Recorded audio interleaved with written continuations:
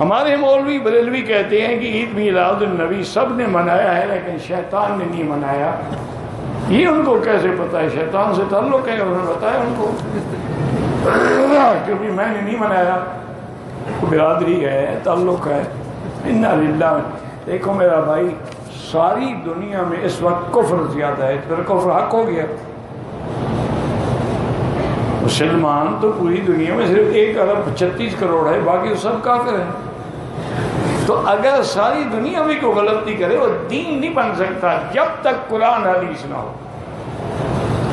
آپ اتنی لمبی چوڑی تقریریں کیوں کرتے ہیں؟ آپ ہمیں دکھا دیں گے کہ حضرت ابو بکر نے منایا، حضرت عمر نے منایا، حضرت عثمان نے منایا، حضرت علی نے منایا، اہل بیت نے منایا. بات ختم، جھگڑا ختم. ہم بھی منائیں گے، آپ کے ساتھ ہیں.